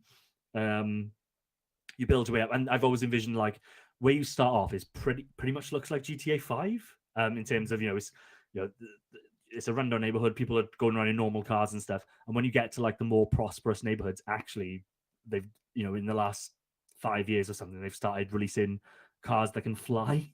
So there's a little bit of like hover. So the Porsche cars basically don't have wheels; they kind of hover off the ground, that kind of thing. I think that'd be pretty cool, and like more modern, well, not even modern, but like futuristic kind of weapons and stuff. But they would just need to, and they would do it because they're the masters of it. But they would just need to balance that tone in terms of not making it like hokey sci-fi shit, not like a Saints Row or something like that. They would need to be like quite a soulful story to it to ground it.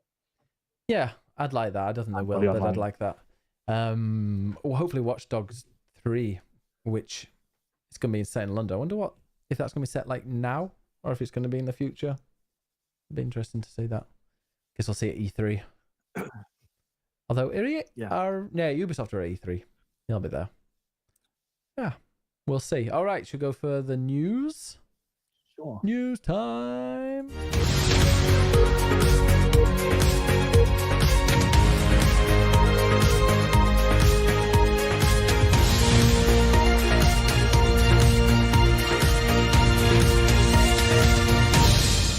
News time.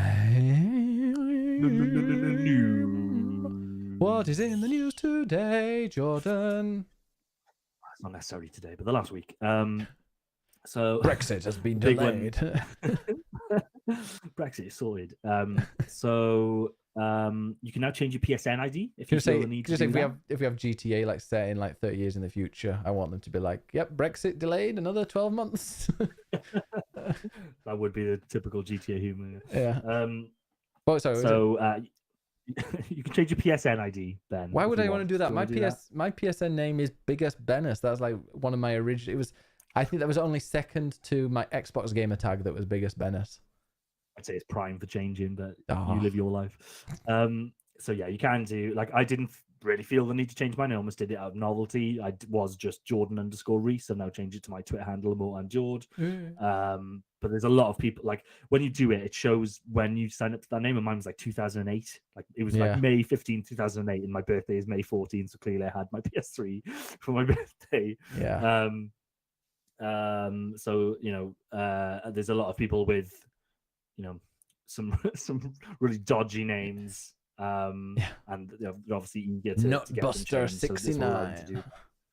There's a few caveats to it. There's like lists of games which are not impacted, which have slight impact, and which are really heavily impacted. Thankfully, the list of games which are heavily impacted is fairly slight, as far as I can tell, in terms of most of the games that have some kind of impact. It tends to be like, if you were on a leaderboard for a game, potentially it'll be null and void because obviously you're changing your ID, which, depending on how much work the developer has done to get ready for this change, might not fly. Or like achievements and that kind of stuff. But all that kind of stuff I'm not that worried about, to be honest. Like if it was telling me I couldn't play Bloodborne anymore, it would be an issue. There's nothing like that.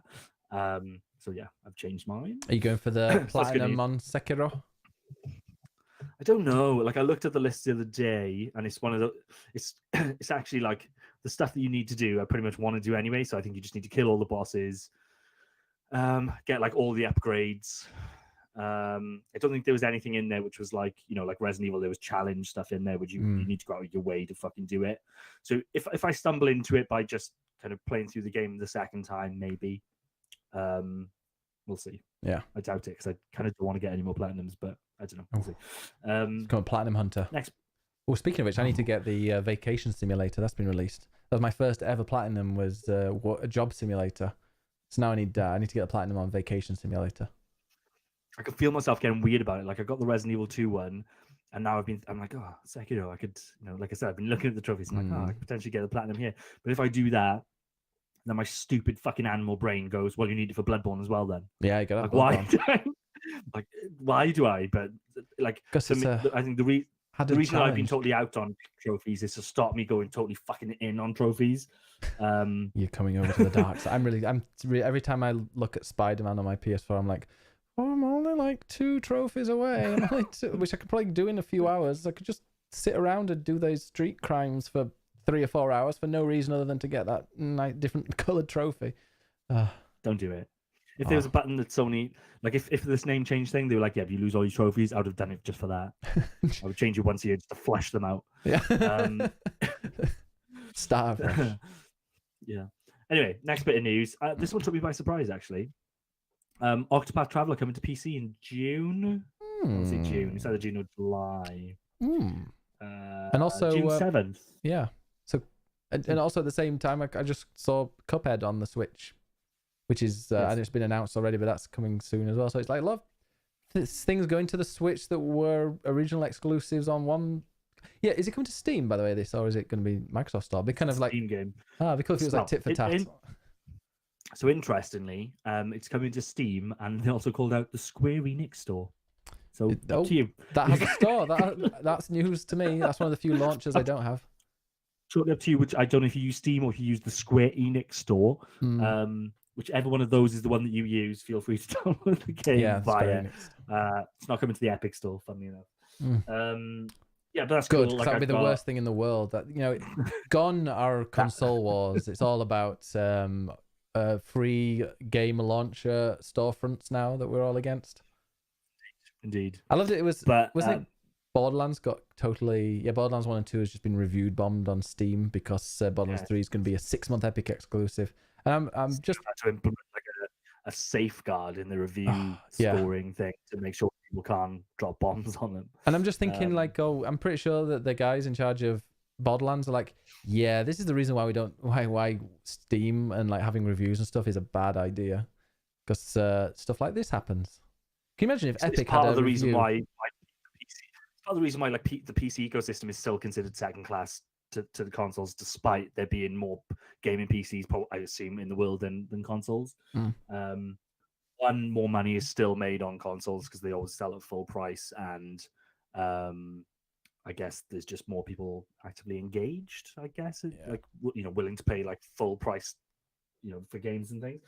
but also just shit like this, cheating, hacking, and people just fucking kicking off because there's like no mouse and keyboard support for a game that was built for a controller, that kind of stuff. Can you imagine? I'll die on that hill. Can you imagine Epic Store allowing reviews? It'd be just like 1 star on every single game. There's no point. If I was them, I would release reviews. You'd what? Sorry. Fuck it. If I was Epic, I just wouldn't introduce a review function. No. Comments. Oh, I hope they don't. I hope they don't. Have you ever gone into Steam comments and found it useful? No. Never is. It's always some kind of meme thing. The only thing I'll see on Steam, the only time reviews help me, sway things for me on Steam is if I see overwhelmingly positive. If a game is, maybe it's even a little niche game, like I think it was Risk of Rain. I was just looking at then. It was overwhelmingly positive. I was like, okay, well, that's good. That that says to me that a lot of people love this, and there's very few people that dislike it. So that's when it's mostly negative, you go, oh, what area, what group of, what subsect of gamers are pissed off at this game? Then, who have they annoyed? Oh, it's the Chinese this time because there's no the translation's not good enough or whatever. So yeah, I mean, when it's negative, it doesn't affect me. I'll go and look on other websites. But if it does say, like, I think Factorio has overwhelmingly positive, something like that. Yeah, if it says overwhelmingly positive, that can affect me. But when it's negative, it's like, oh, what have they done? Is there an epic? Then you look in it, it goes DRM, DRM, DRM. It's got DRM, and I'm like, okay, that's why people are upset, even though it might be an amazing game. Yeah. And you said Travelers coming to PC. Yeah, sorry. And, I really like that game. I got my gripes about it, but I'm just really happy that it, as much as there's a lot of Switches in the world now, and Switch is very much a viable platform. I think it's really cool that this has been opened up to a wider market, and I wonder if obviously it depends on what kind of deal Square has with Nintendo. It could well be that they're not allowed to release it on other consoles, but it'll be nice to see kind of other people getting to play this game. Yeah, don't you think though it's a bit boring for a PC? It's a great Switch game where you can just sit and play for a little bit. I just think can't see many people sitting down and playing that game for hours on end. I played the 2-hour demo on stream, and after like 2 hours, I'm like, yeah, I'm really bored now. I'm quite glad the demo came to an end. Pick the wrong character though. That's the problem. Yeah, I've played 3 of them. Characters. All right, I'll go back to it now. Won't the other things I want to play before that? Anything else in the news, Joe Dane? The last thing I want to talk about is obviously Star Wars Jedi Fallen Order is getting a lot of buzz and a trailer, and you want to stamp EA on there groveling this week. Yeah, the EA, the apology tour. Hey guys, this game we're not trying to screw you over with this game. Praise us. Like it's not even just like somebody at Star Wars Celebration, like there's a developer there and they had a conversation with the journalist and then it became a story. It's like the official EA account is tweeting out, there's no multiplayer, there's no microtransactions. Yeah, we're not bleeding you dry. Yeah, which I totally understand the sentiment to it. It also kind of rubbed me the wrong way in terms of there's nothing inherently wrong with multiplayer for starters, and there's nothing inherently wrong with microtransactions either if they're done right. But I totally get what they're going for, and it's the right messaging into it, and it's Reddit and Twitter and stuff have been all over it, and I get it, because what this says is, look guys, we're not fucking around, we're not trying to get you to play this game for the next 2 years. This will be a 15-hour or whatever it is experience. I hope it's a bit longer. Crafted experience. We'll have to see what that is. I was a little disappointed with the trailer, like tonally. Really? Yeah, cool. I loved it. It felt like a movie. In fact, I was watching it on stream and someone came in and was like, "Oh, the new Star Wars doesn't look realistic." I was like, yeah, "It's not the new Star Wars. It's the new Star Wars game." And they're like, "Oh, really? Okay." Yeah. So, don't get me wrong. Good trailer. I thought the main character seemed a little generic for my taste. Yeah. But good trailer kind of set the tone of what they're going for. But there was no gameplay in there, so I still don't. It was all rendered in game though. It was all like rendered in engine. Okay. So isn't this going to be a first-person game? I would assume. I think it's third person. No, it's third person. It is. Shit! They're making a third-person game. Okay. And it's wall running. I was kind of looking forward to it being a first-person, RPG adventure game. No, I think I'm pretty sure I read it's third-person melee focused. So someone says there were rumors that it was going to be Dark Souls-esque, and they said that that's actually looking like it could be. That'd be fucking wild. Dark Souls, Star Wars, with easy, Thanks, fuck. as long as it's easy mode. I like that. I'm sure there will be. So yeah, like it's not that I didn't come out of that trailer thinking, oh, actually, I'm worried about this game. It wasn't that. It was more that I haven't got a feel for what this game is still, and that's what I was hoping I would see from that trailer. Is okay, fuck, okay, like this is a linear narrative experience that's really glossy, and I can't wait for it. Or this is more of an open world kind of pick your own path type game. I still don't really know. I think it's very linear. In fact, Andines says, I think you can make your own character, but I don't think so. I think that person in the they very much focused on that guy, and there's like there's an actor playing. There's an actual person that looks like him in the real world, basically. really? They're big enough, Yeah, there is. So yeah, I was surprised it was coming out in November. That's a lot sooner than I thought, and also got me a little bit worried that they were releasing that in time for the latest Star Wars. Like, just no, it must be out before at the same time as the last movie. Hopefully, it's not going to be rushed. Yeah, I don't get that sense from it. Obviously, who knows? We haven't seen any gameplay, and it's coming out in 7 months. That was a little bit of my concern. I did expect to see gameplay because it's coming out this year, and it leaked that it was coming out in November before we saw the trailer. Hence, me expecting a big kind of reveal. But it could well be E3. We get a full kind of right. This is a full level playthrough, and I guess we'll know then. But you're right, like not seeing anything. Didn't we see gameplay with? Yeah, we saw gameplay with 1313, didn't we? That struck me as like, target renders. I would. Yeah, actually, it was because that was like PS4 when it was the PS4 wasn't even announced. Yeah. So yeah, we'll totally see. I'm hyped. Obviously, that could be very good. I wonder, like, I don't know the makeup of Respawn. Like, how much time did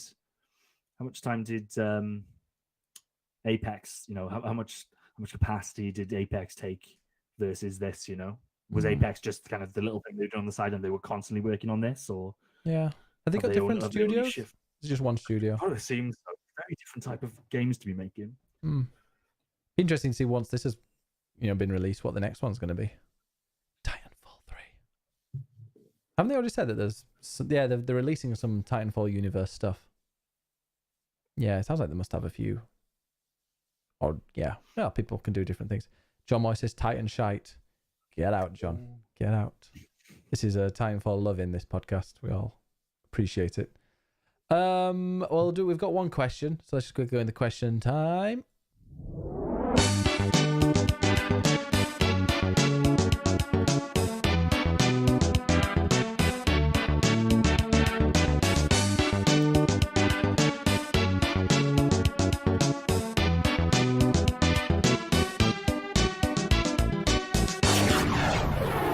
Question time. There's one question, but there's also a question I want to ask. Jordan, who do you think will claim the Iron Throne?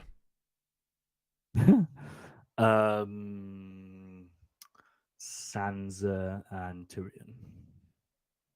Oh, are they still together? I think they're technically still married.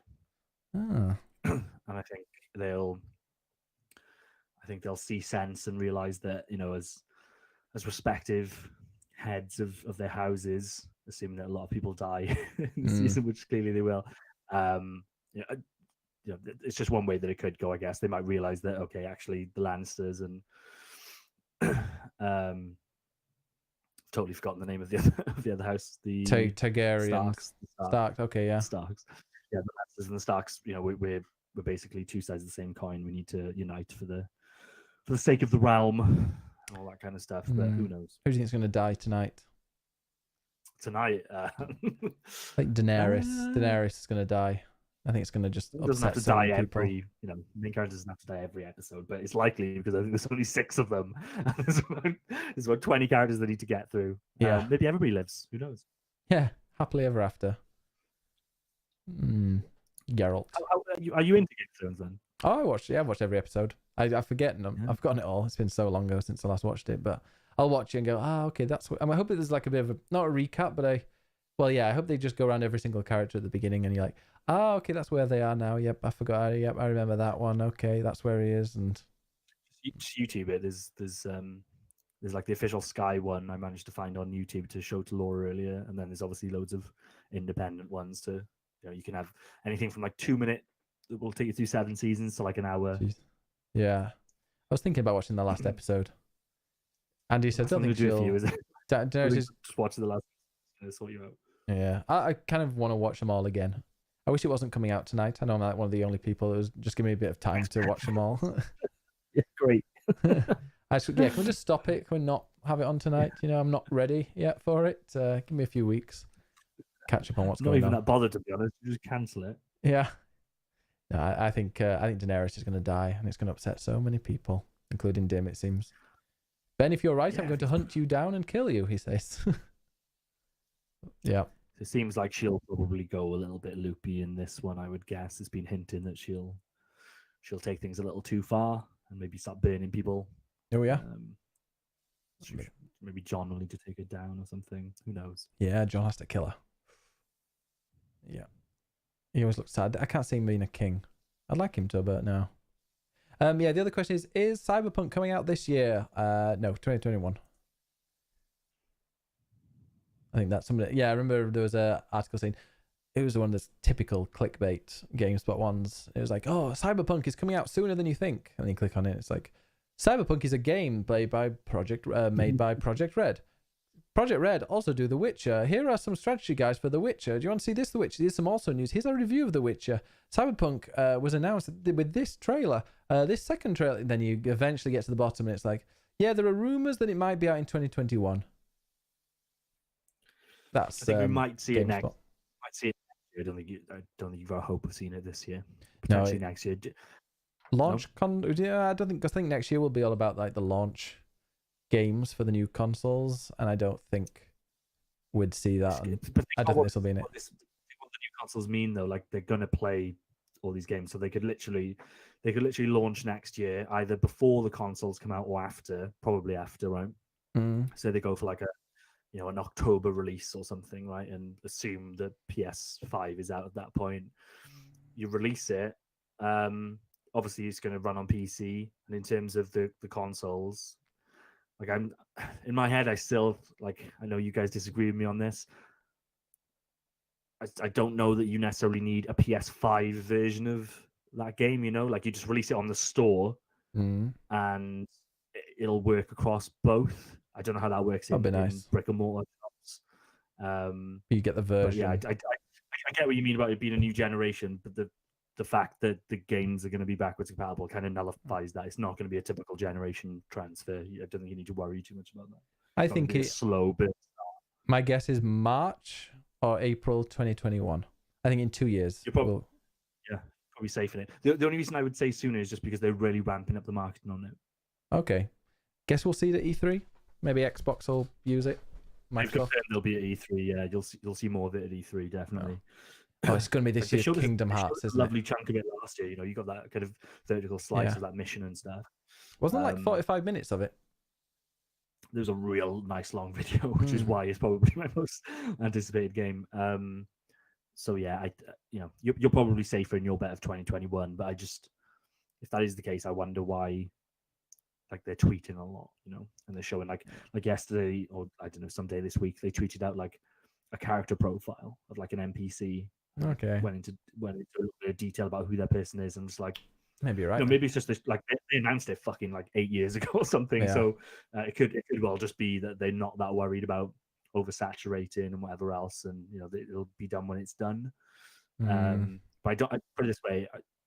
I don't think it's out of the realms of possibility that it comes out in Q4 next year. Yeah. Any sooner than that, I don't think so.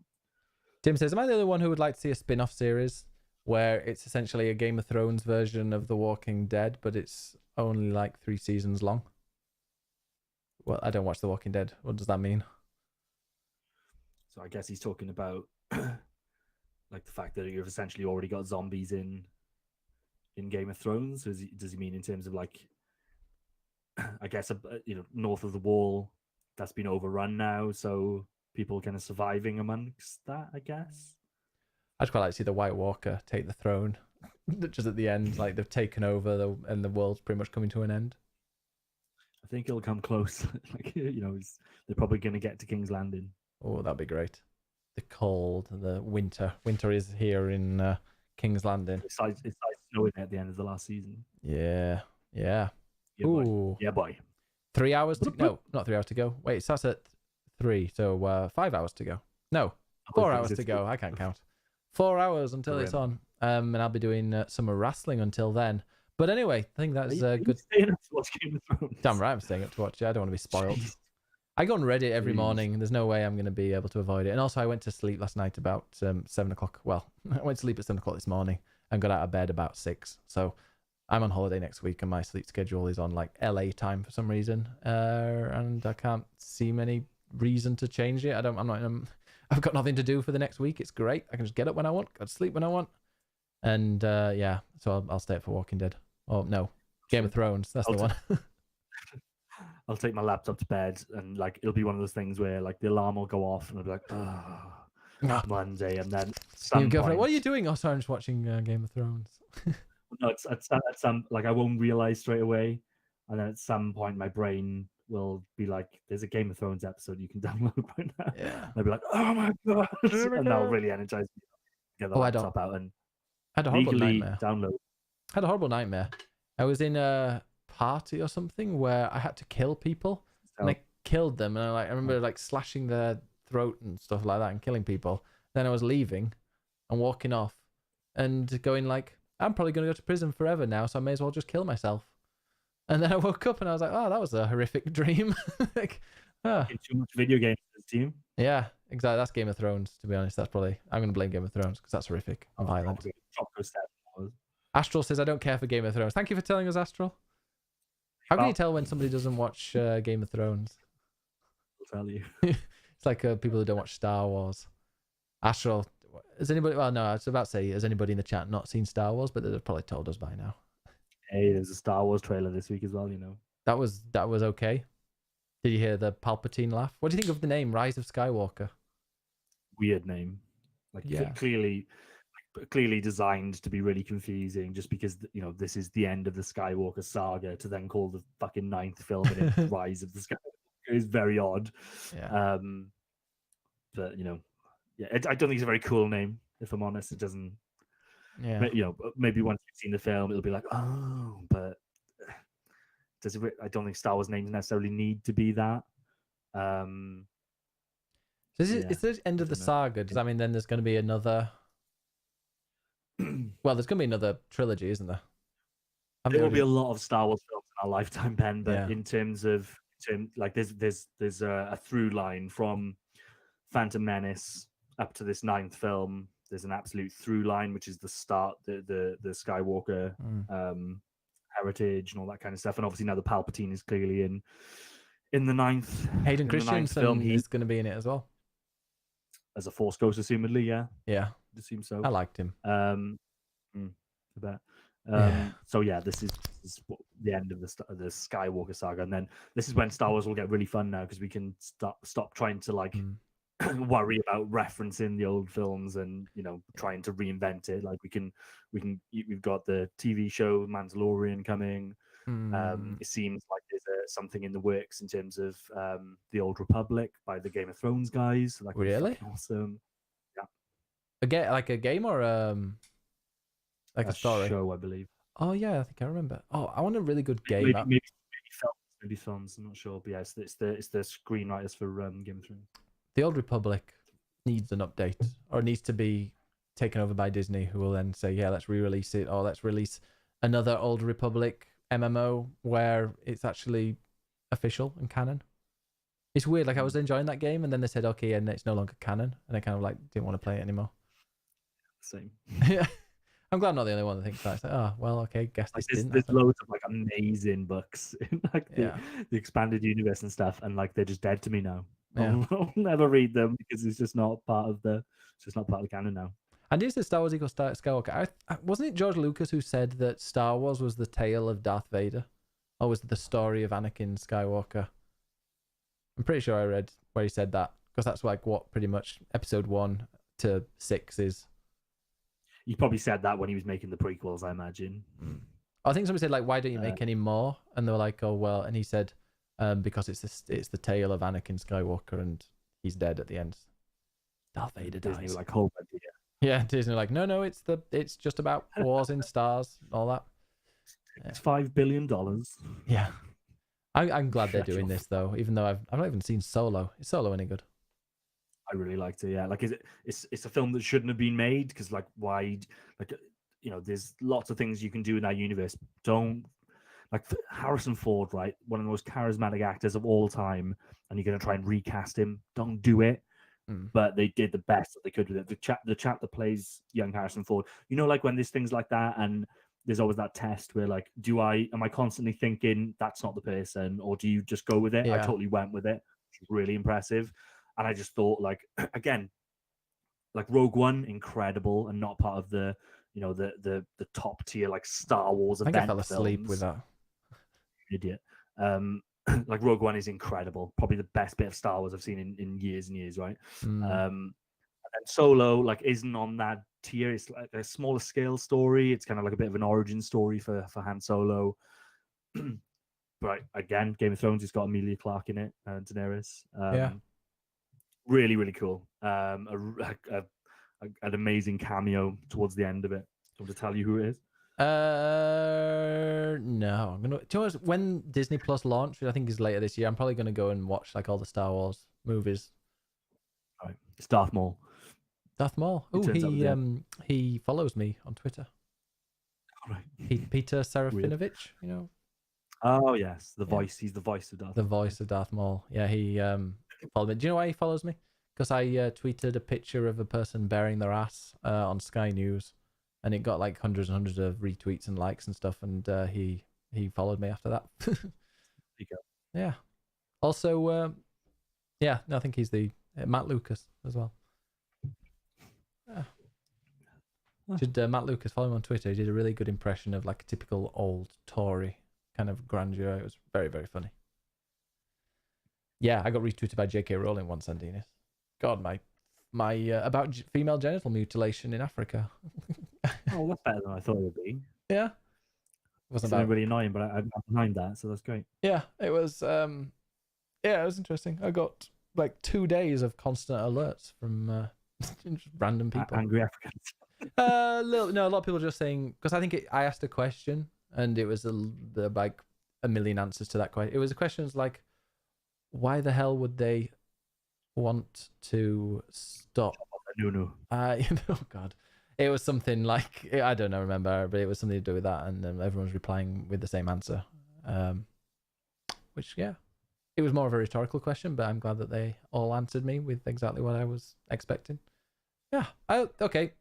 Nearly 2 hours, I think that's good length, especially I've done a podcast already this week. It was 3 hours or so. Yeah, it was the second longest non-special podcast that we did. It might have even been the longest non-special podcast I did with Rocket. Even Flighty joined in halfway through just to help. Yeah. And I've got some kind of stomach bug that's just been sticking around. I think I got ill a little bit and then got over it, and I think I've developed an intolerance to something, and I'm not sure what it is. But it's horrific. I had to leave about 5 times during that podcast. But we'll see. All right, Jordan, thank you very much. How do we find you? You can find me on PSN at @Immortanjord. Ooh, now you can. You don't have to give away your name. And you can find me at Biggest Bennis on pretty much everything except for Twitter, because some knob took that. Biggest Bennis 1, you can find me on there. And stick around, because I'll be doing some wrestling for the next 3 hours. Probably won't be doing the super main event with BBW versus WWE because I won't have time for that, but I'll probably do that tomorrow. But we will do lots of title matches. Everybody in the chat will get a title fight because I'm sure you're all desperate for that. And see you all in about 10 minutes once I've fixed things around. Bye-bye. Love you, bye. Bye.